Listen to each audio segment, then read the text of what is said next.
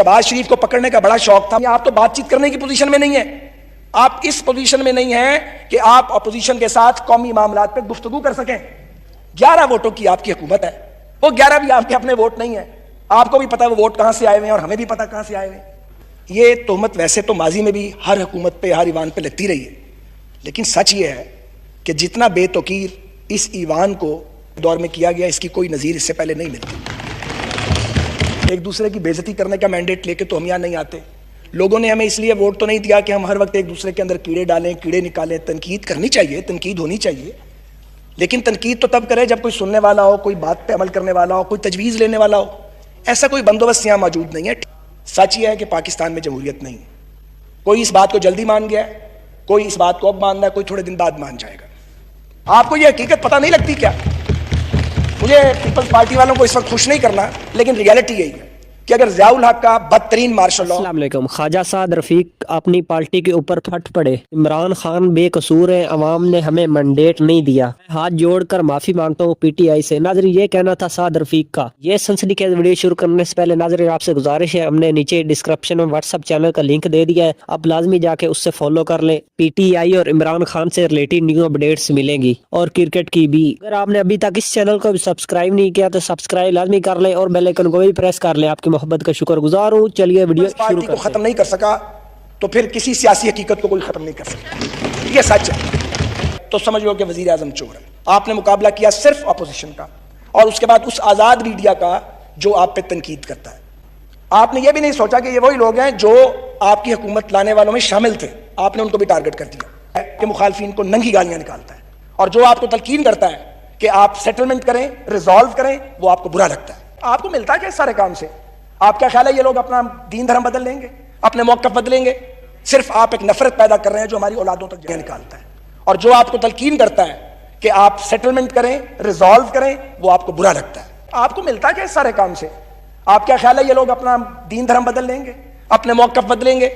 صرف آپ ایک نفرت پیدا کر رہے ہیں جو ہماری اولادوں تک جا رہی ہے. میں بتا رہا ہوں آپ کو, ہم نہیں دے رہے وہ نفرت, آپ اگلی نسل میں اس نفرت کو منتقل کر رہے ہیں. آپ سیاسی دشمنی کو, سیاسی اختلاف کو دشمنی میں آپ نے بدل ڈالا ہے. یہ پاکستان چکائے گا اس کی قیمت.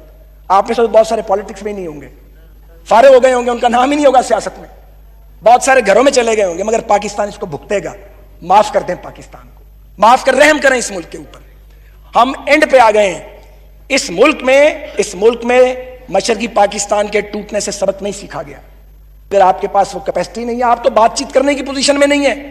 آپ اس پوزیشن میں نہیں ہیں کہ آپ اپوزیشن کے ساتھ قومی معاملات پہ گفتگو کر سکیں. 11 ووٹوں کی آپ کی حکومت ہے, وہ 11 بھی آپ کے اپنے ووٹ نہیں ہیں. آپ کو بھی پتا وہ ووٹ کہاں سے آئے ہوئے ہیں اور ہمیں بھی پتا کہاں سے آئے ہوئے ہیں. کوئی 2/3 میجورٹی ہوتی ہے, تو 2/3 میجورٹی بھی نہیں چلی. 2/3 میجورٹی کا جو یہاں حشر ہوا تھا وہ بھی تاریخ کا حصہ ہے. آپ کس غلط فہمی کا شکار ہیں؟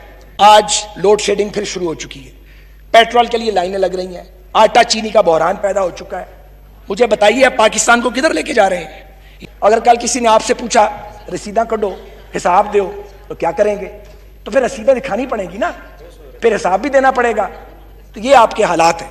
آپ مہربانی کریں, پاکستان کے بارے میں اب بھی سوچ لیں. حکومتیں آتی جاتی رہتی ہیں, مجھے خود سمجھ نہیں آ رہی کہ اس کا سولوشن کیا ہے. اچھا, آپ اس لیے خوش ہیں, ایک مشکل ہے کہ آپ کے سوا جو آپشن ہو سکتا ہے ہم اویلیبل نہیں ہیں. اس بار مزے کی بات یہ ہے, آپ سمجھتے ہیں کہ آپ کے علاوہ آپشن نہیں ہے, یہ بھی اویلیبل نہیں ہے, ہم بھی اویلیبل نہیں ہیں. یہ بڑی خطرناک بات ہے, اور میں آپ کو عرض کر رہا ہوں, نہ چاہتے ہوئے یہ سچویشن پاکستان میں جمہوریت کو ڈیریل کر سکتی ہے. آپ ادھر لے کے جا رہے ہیں, اور بہتر یہ ہے کہ اگر آپ سے نہیں چلتا تو میں بڑے سافٹ ورڈز یوز کرتا ہوں, آپ این ڈی ایم اے کے سپورٹ کر دیں, نیشنل ڈیزاسٹر مینجمنٹ اتھارٹی کے سپورٹ کر دیں. ایک خطرہ موجود ہے, اس کی طرف بھی میری بہن اشارہ کر گئی. مجھے یہ لگتا ہے کہ اگر پاکستان کے یہ حالات رہے تو ریلیونٹ نہ آپ رہیں گے نہ ہم رہیں گے, اور ریلیونٹ شاید پاکستان کے ادارے بھی نہیں رہیں گے, کیونکہ انصاف دینے والے انصاف نہیں دے رہے, ملک کو تحفظ دینے والے تحفظ نہیں کر پا رہے, اور ملک جو چلانا چاہتے ہیں سول رولرز, ان سے ملک چل نہیں رہا. تو یہ جدھر جا رہا ہے نا پاکستان, یہ اتنے خوفناک راستے پہ جا رہا ہے. مجھے ڈر ہے کہ کسی دن پاکستان کے کسی شہر کی ایک کچی آبادی سے چند 100 لڑکے نکلیں گے ڈنڈے لے کے اور جو راستے میں آئے گا اس کو تہس نہس کر دیں گے اور ان کے اس ماڈل کو اللہ نہ کرے فالو کریں گے اور کچی آبادیوں کے بے روزگار لڑکے ڈنڈا بردار جن کے سائے ہوں گے ان کے نام پتہ نہیں ہوں گے اور پھر پاکستان کو سنبھالنا بہت مشکل ہو جائے گا, کوئی ریلیونٹ نہیں رہے گا. اب بھی وقت ہے, تھوڑا سا وقت بچا ہوا ہے. پاکستان میں مقتدر طبقات کو اس پہ سوچنا چاہیے کیسے پاکستان کو جوڑا جا سکتا ہے. اگر ہم طاقت کے ارتکاز کی جنگ لڑتے رہے, اگر جوڈیشری, اسٹیبلشمنٹ, سیاسی جماعتیں, اپوزیشن, گورنمنٹ, ایون میڈیا, ہم سب یہ لڑائی لڑتے رہے کہ طاقتور کون ہوگا, تو کوئی طاقتور نہیں بچے گا. پھر سب کمزور ہو جائیں گے, سب لوزر ہوں گے. کوئی گینر نہیں ہوگا, کوئی پہلے لوزر ہوگا, کوئی بعد میں لوزر ہوگا. ہم سب لوزر ہوں گے.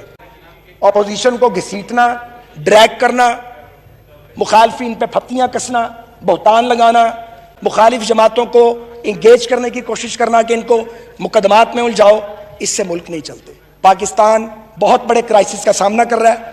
معاشی بحران بھی ہے, معاشرت کا بحران بھی ہے, جمہوری بحران بھی ہے اور آئینی بحران بھی ہے, انصاف کا بحران بھی ہے. جہاں سپریم کورٹ کے جج کو انصاف نہیں ملتا وہاں انصاف کس کو ملے گا؟ اپنے مخالفین سے ابھی بھی بات کیجئے. پاکستان کے نام پر کوئی کسی کو کنسیشن نہیں چاہیے آپ سے, مگر پاکستان کے لوگوں کو کنسیشن چاہیے. پاکستان کے عام آدمی کو ریلیف چاہیے.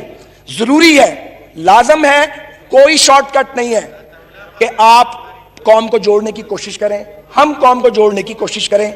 جو لوگ قوم کو تقسیم کرنے کی کوشش کریں گے وہ ڈیوائیڈ کے اس پار ہوں یا اس پار, وہ اداروں میں موجود ہوں یا ایوان میں موجود ہوں, پاکستان کے دوست نہیں. اور یہ میرے حالات نہیں ہیں, یہ ڈیوائیڈ کے دونوں طرف یہ حالات ہیں. کیونکہ نشستن گفتن برخاستن, یہ تہمت ویسے تو ماضی میں بھی ہر حکومت پہ, ہر ایوان پہ لگتی رہی ہے, لیکن سچ یہ ہے کہ جتنا بے توقیر اس ایوان کو کیا گیا اس کی کوئی نظیر اس سے پہلے نہیں ملتی.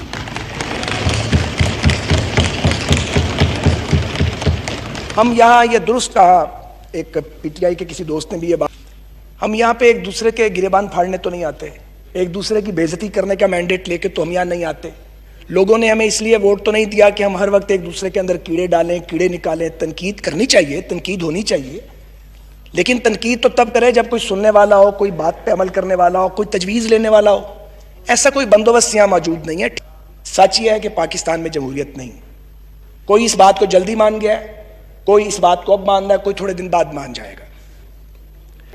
آپ نے سارے چوروں کو, اور ظاہر ہے کہ سارے چور بقول آپ کے اپوزیشن میں ہیں, ان کو الٹا لٹکا کے, ان کے پیٹ پھاڑ کے اس میں سے قومی دولت نکالنی تھی, اور آپ نے پاکستان میں انصاف کا دورہ کر دینا تھا. یہ تھا آپ کا سلوگن, اور آپ نے پاکستان کی اکانومی کو رائز کرنا تھا.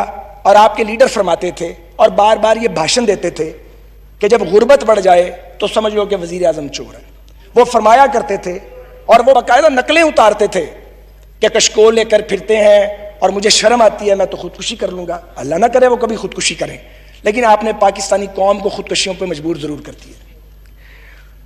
آپ یہ دیکھیے, اب 2 سال ہو گئے آپ کو آئے.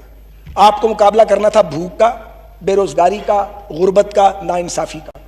آپ کو مقابلہ کرنا تھا انڈین ایگریشن کا. آپ نے مقابلہ کیا صرف اپوزیشن کا, اور اس کے بعد اس آزاد میڈیا کا جو آپ پہ تنقید کرتا ہے. آپ نے یہ بھی نہیں سوچا کہ یہ وہی لوگ ہیں جو آپ کی حکومت لانے والوں میں شامل تھے, آپ نے ان کو بھی ٹارگٹ کر دیا. شہباز شریف کو پکڑنے کا بڑا شوق تھا, بجٹ گزار لیتے. آپ میں اتنی قوت برداشت بھی نہیں ہے. آپ نے قائد حزب اختلاف کو وہاں پہ لے جا کے جیل کے کنارے پہ کھڑا کر دیا, اب عدالت سے وہ ضمانت پر ہے. آپ کو یہ حقیقت پتہ نہیں لگتی کیا؟ مجھے پیپلز پارٹی والوں کو اس وقت خوش نہیں کرنا, لیکن ریالٹی یہی ہے کہ اگر ضیاء الحق کا بدترین مارشل لاء پیپلز پارٹی کو ختم نہیں کر سکا تو پھر کسی سیاسی حقیقت کو کوئی ختم نہیں کر سکتا. یہ سچ ہے. میں اس وقت پیپلز پارٹی کے بڑے بدترین نقادوں میں تھا. سیاسی طور پہ اب بھی اختلاف ہے, ضیاء الحق کے خلاف تھا, لیکن خوش بڑے دل میں ہوا کرتے تھے. پیپلز پارٹی نظر ہی نہیں آتی تھی, نظر ہی نہیں آتی تھی کہیں پیپلز پارٹی. اور جب محترمہ آئی تو مجھے وہ دن یاد ہے 10 اپریل 86 کا. ہر طرف پیپلز پارٹی کی اور ہماری مخالفت کے نعرے لگ رہے تھے اور ہمارا کچھ نہیں تھا. یہ عوامی طاقت ہے. آپ کو پتہ ہے آپ کے ساتھ یہ ہونے والا ہے, یہ ہونے والا ہے. اور یہ اس کی انڈیکیشنز بڑی واضح ہیں. لیکن میں آپ کو بتاؤں, آپ کمبل کو چھوڑیں گے, کمبل آپ کو نہیں چھوڑے گا.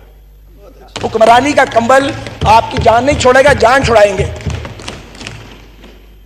اور دوسری بات یہ اب سب پر آتی ہے کہ جتنی تذلیل ہم نے وزراء اعظم کی ہے, جو اس ملک میں فیشن ہے, وہ وقت آنے والا ہے کہ وزارت عظمیٰ دینے والے وزارت عظمیٰ لے کے پھریں گے, لینے والا کوئی نہیں ہوگا, کوئی نہیں ہوگا. کون وزیر بنے بھائی؟ کیا ضرورت ہے وزیر بننے کی؟ 5 سال اپنی زندگی داؤ پہ لگاؤ, اپنے بچوں کا وقت برباد کرو, کاروبار نہ کرو, ایک تباہ حال ادارے کو کھڑا کرو, پھر ایک آدمی آئے شیخ چلی چیونگم کھاتا ہوا اور منہ بگاڑتا ہوا, وہ آ کے برباد کر دے آپ کی محنت کو, اور آپ جیل میں پڑے دیکھ رہے ہیں کہ جناب میں نے محنت کی تھی, تباہ کر دیا. وہ وقت بھی آئے گا, وہ وقت آئے گا, وزارتیں دینے والے وزارتیں بانٹیں گے, لینے والا کوئی نہیں ہوگا. وہ دور نہیں ہے وقت, وہ بھی قریب ہے. آپ تو اپنے مخالفین کو جیلوں میں ٹھوسنے میں مصروف ہیں.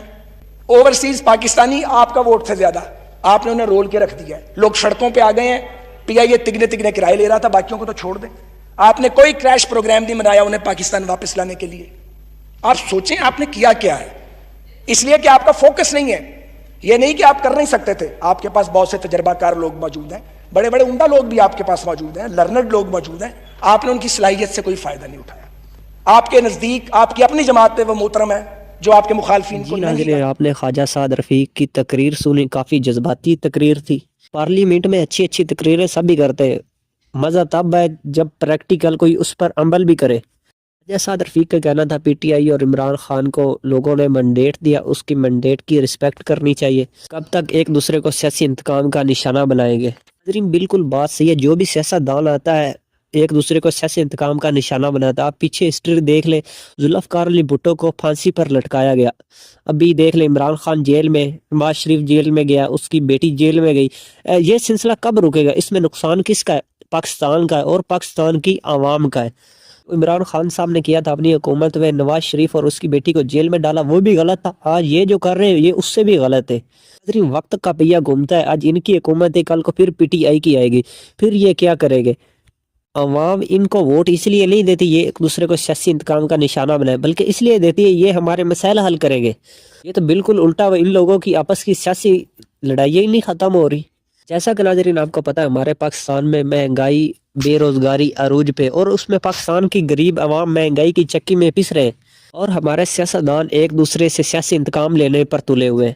دعائیں ناظرین اللہ تعالیٰ پاکستان کو ایک ایسا لیڈر دے جو پاکستان کے بارے میں سوچے اور پاکستان کو قائد اعظم کا پاکستان بنائے. انشاءاللہ وہ دن ضرور آئے گا. ناظرین ہم نے نیچے ڈسکرپشن میں واٹس ایپ چینل کا لنک دے دیا, آپ لازمی جا کے فالو کر لیں. عمران خان سے ریلیٹڈ نیو اپڈیٹس ملیں گی اور کرکٹ کی بھی. اگر آپ کو یہ ویڈیو پسند آئے ویڈیو کو لائک کر دیں, چینل کو سبسکرائب لازمی کر لیں اور بیل آئیکن کو بھی پریس کر دیں. ملتے ایک نیو ویڈیو میں, تب تک اپنے میزبان کو دیجیے اجازت. اللہ حافظ. پاکستان زندہ باد.